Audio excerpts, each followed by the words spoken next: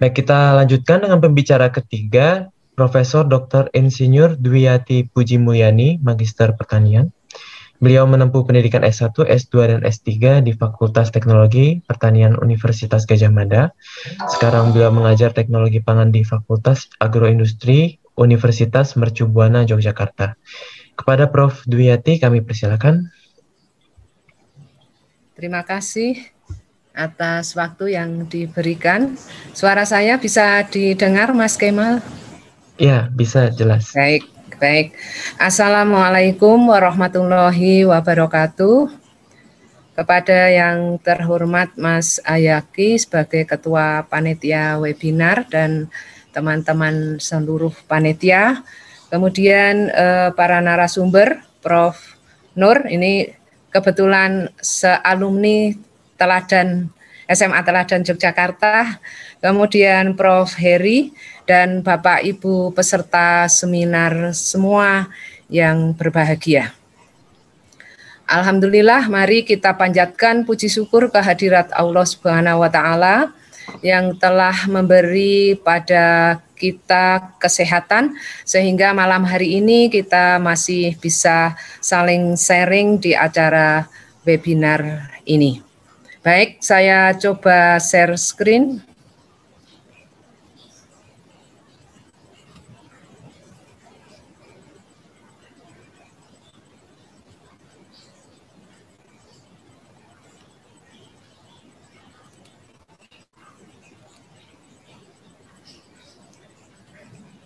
Pada malam hari ini saya akan menyampaikan sesuai permintaan panitia, yaitu dengan judul Peningkatan Kualitas UMKM Rempah terhadap Ekonomi dan Kesehatan di Masa Pandemi. Dan tadi sudah disebutkan saya dari Fakultas Agroindustri, Program Studi Teknologi Hasil Pertanian dari Universitas Mercu Buana, Yogyakarta. Walaupun sudah disampaikan sedikit data atau CV saya tambahkan di sini. Tadi saya kemukakan alumni Teladan 83 dan meneliti kunir putih sudah sejak 2002 sehingga saya buat produk hasil penelitian antara lain berupa esem, minuman rempah untuk edukasi masyarakat, dan saya kembangkan produk kapsul kunir putih, temulawak, dan kurkulong atau kapsul kunyit kurkuma longa.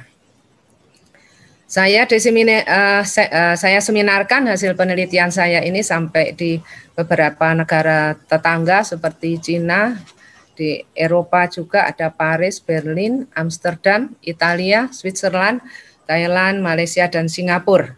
Kemudian di sebelah ini memang saya kemukakan autobiografi saya, penggembala itik menjadi profesor. Harapan saya bisa menginspirasi adik-adik generasi muda untuk rajin belajar, walaupun dari anak petani, tukang angon bebek ternyata bisa mencapai profesor. Walaupun saya tidak cita-cita profesor, dulu cita-citanya guru SD. Baik,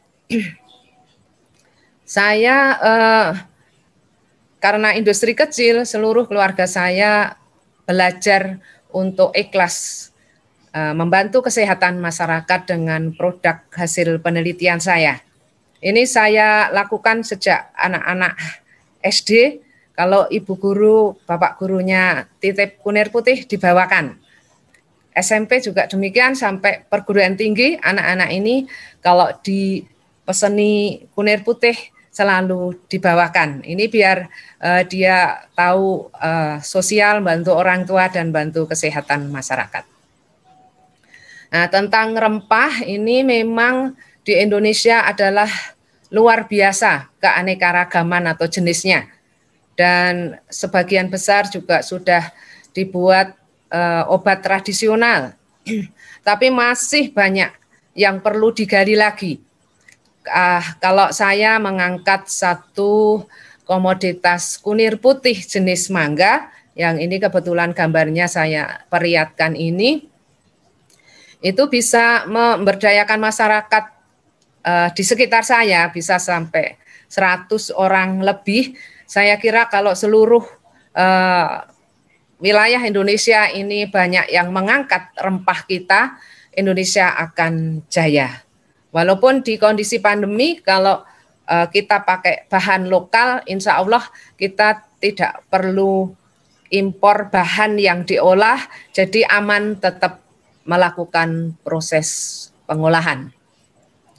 Nah, contoh rempah yang ada itu memang bisa seperti rimpang yang tadi saya kemukakan atau yang saya yang saya teliti dan saya produksi. Kemudian ada yang wujud daun seperti daun jambu biji, daun katuk, daun sirih dan lain sebagainya. Itu juga merupakan bagian rempah yang bisa dihasilkan di Indonesia. Kemudian alhamdulillahnya atau puji syukur pemerintah setempat juga mendukung baik kelurahan maupun kecamatan. Ini saat Pak Camat Pak Fauyan waktu itu selalu mendukung, selalu mensupport industri saya sehingga muncullah di media massa dan semakin dikenal orang.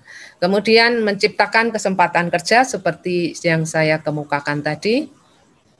Nah, di sini bahan yang tadi saya kemukakan UMKM berbahan dasar lokal atau nanti sebagai industri herbal, ini selama pandemi menurut saya justru bisa bertahan. Kalau tadi dikemukakan Pak Nur seperti hotel dijual, usaha-usaha hotel atau resto itu agak menurun, tetapi rempah ini tetap diperlukan. Bahkan di awal-awal pandemi namanya kencur itu sampai 100.000 per kilo.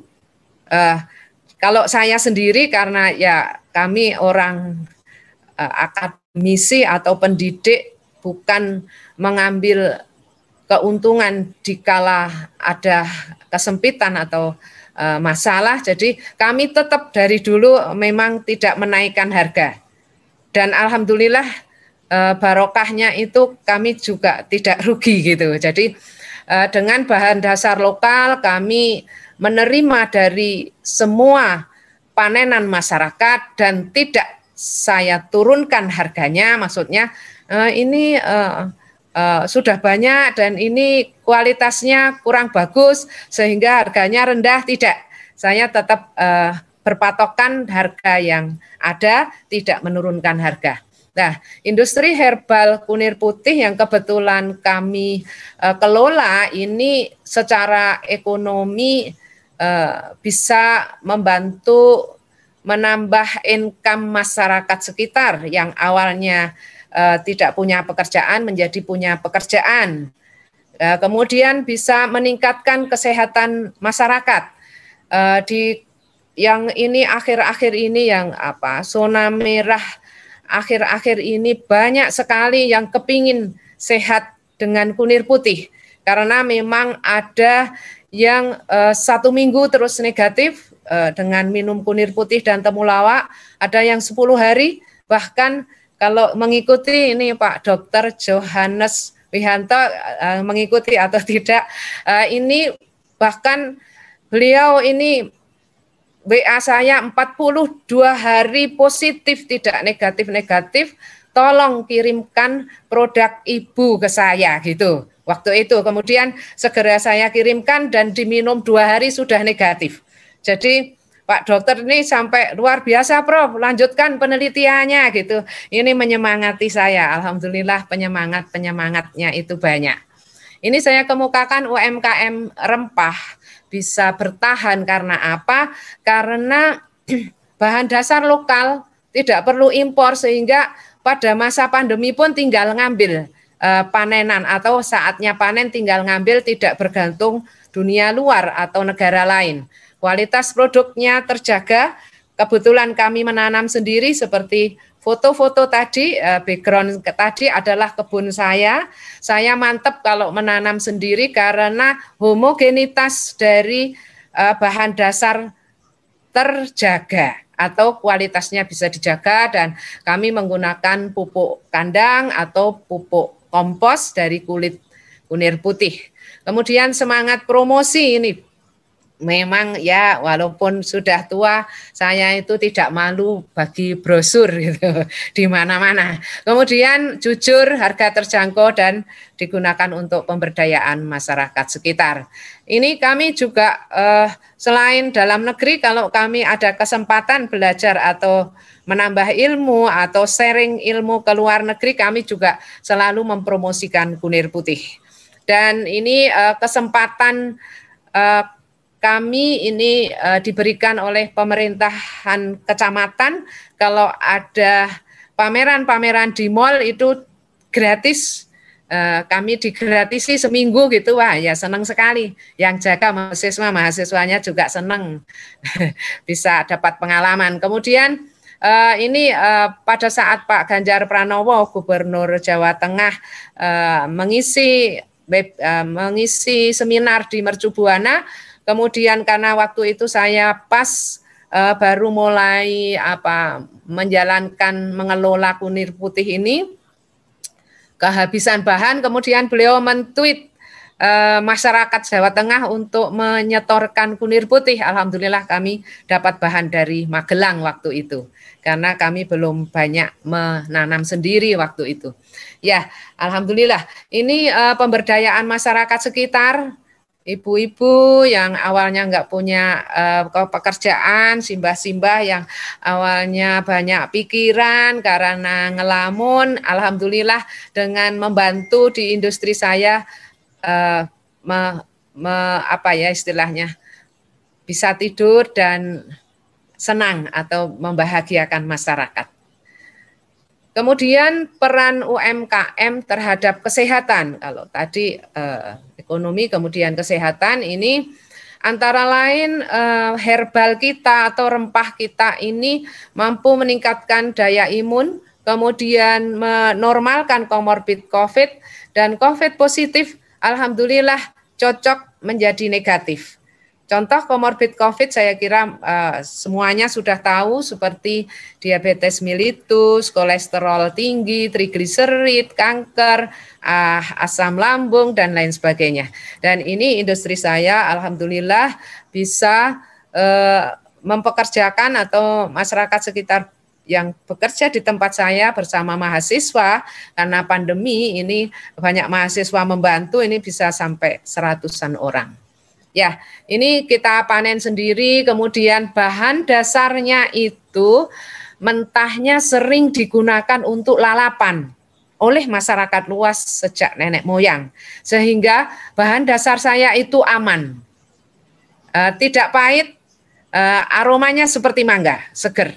Kemudian kita olah menjadi produk esem, ini yang sudah ada izinnya, kemudian esem kunir putih dan esem jahe merah itu memang izinnya harus MD atau dari BPOM, sekarang sedang proses, dibantu grup dari UGM prosesnya agar lancar. Kemudian yang kapsul kunir putih dan temulawak juga sedang proses izinnya. Jadi bertahap kami ingin izin juga.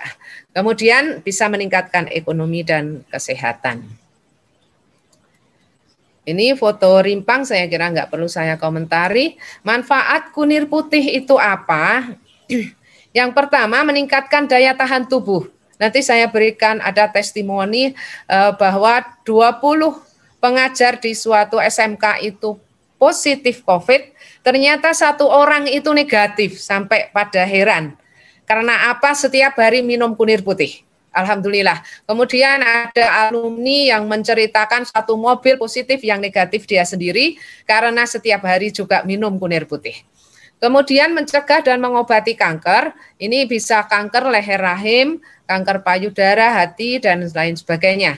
Peradangan, ambeien, radang tenggorokan atau amandel, mah, Penyakit yang berhubungan dengan lemak seperti darah tinggi, stroke, ada yang stroke 4 tahun di atas kursi roda, ketemu kunir putih, alhamdulillah belajar jalan lagi gitu katanya, belajar jalan lagi setelah 4 tahun di atas kursi roda. Alhamdulillah semuanya Maha Penyembuh itu adalah Allah Subhanahu wa taala. Bioaktif ini ada polifenol, kemudian ribosom enacting protein yang mampu menonaktifkan perkembangan sel kanker. Ada kanker stadium 2B, alhamdulillah bisa bersih dari sel kanker secara medis, tetapi memang butuh proses, butuh waktu. Bisa merontokkan sel kanker dan memblokir pertumbuhan sel kanker, kista ataupun tumor. Penelitian kunir putih ini saya lakukan di S3 dengan pembimbing atau promotor Prof. Dr. Sri Raharjo dari FTP UGM dan didukung, disupport oleh orang tua asuh saya, Prof. Murdiati Garjito. Jadi saya dulu menjadi anak asuh. Kemudian karena banyak meneliti kunir putih, saya susun buku Lebih Sehat dengan kunir putih. Buku ini buku terlaris, 2 buku terlaris saya dengan autobiografi tadi, karena mungkin memang diperlukan secara umum atau masyarakat umum. Ini publikasi di jurnal internasional Helion, ini Scopus, alhamdulillah bisa berbagi secara internasional. Kemudian memang kadar flavonoid, kadar tanin dan total fenolnya itu memang tinggi. Kemudian saya selalu melakukan penyuluhan atau ada kesempatan-kesempatan di Musirawas, Lubuk Linggo, di Blora, di Semarang. Saya senang berbagi dan tidak perlu membayar kami, saya bilang gitu, karena saya sudah digaji pemerintah. Saya termasuk PNS yang dulu anak petani dan sekarang sudah profesor. Alhamdulillah sudah saya anggap cukup tidak perlu dibayar saat saya berbagi ilmu manfaat kunir putih. Nah, ini pengembangan produk saya melalui skripsi mahasiswa. Saya membantu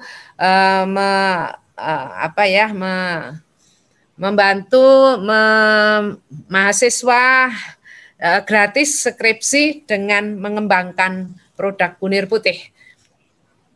Ini foto-foto dengan Laskar Kunir Putih saya, mahasiswa yang pada membantu, semangatnya luar biasa, dan yang magang, kemudian tim Kunir Putih peneliti ini yang tahun 2020 atau 2019 kemarin. Ini dengan Pak Dr. Wisnu Adi Yulianto akan melakukan pengabdian masyarakat di Dusun Kaliurang. Kemudian bekerja sama dengan media massa, Wiradesa, dan yang lainnya juga. Kemudian kami juga belajar seperti industri besar karena punya mimpi jadi besar juga. Jadi saya ada CSR, belajar jadi CSR. Jadi sejak beberapa tahun yang lalu kami memberikan beasiswa kepada mahasiswa. Ini di tahun 2021 juga kami memberikan beasiswa SPA. Kemarin 2027 mahasiswa. Jadi kami ingin juga berbagi. Dan ternyata dengan punya industri ini bisa untuk sambung silaturahim. Ini teman-teman SMP dan alumni THP, dan ini kakak angkatan di SMA Teladan. Pak Condro, ini Kati atau alumni Teladan 71, dan Pak Purnomo, ini orang Polda, Kati Teladan 73, alhamdulillah. Kemudian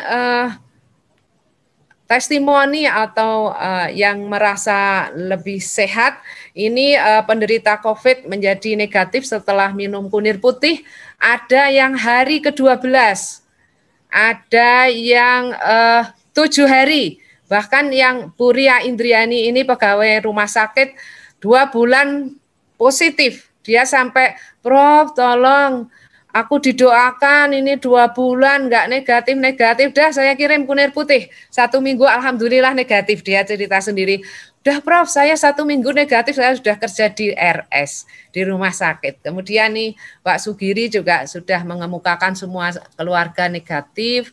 Kemudian ini terbaru ini ponakan katanya gitu dari yang mengemukakan ke saya tanggal 19 Juni ini positif, ternyata minum kunir putih tanggal 24 Juni alhamdulillah negatif.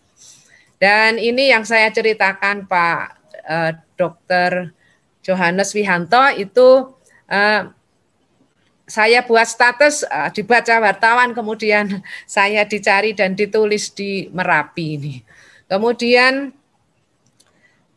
MAH kronis, kemudian bisa menormalkan detak jantung, kista sembuh atau kista mengecil, alhamdulillah. Terus positif hamil, bukan positif COVID ya, positif hamil, senang sekali orangnya, alhamdulillah.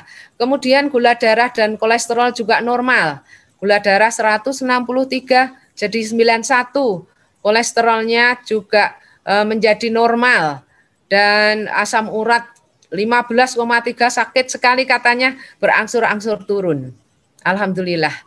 Dan demikian yang bisa saya sampaikan, mudah-mudahan ada manfaatnya. Kalau ada salah atau kurang atau khilaf, mohon dimaafkan. Saya akhiri, wassalamualaikum warahmatullahi wabarakatuh.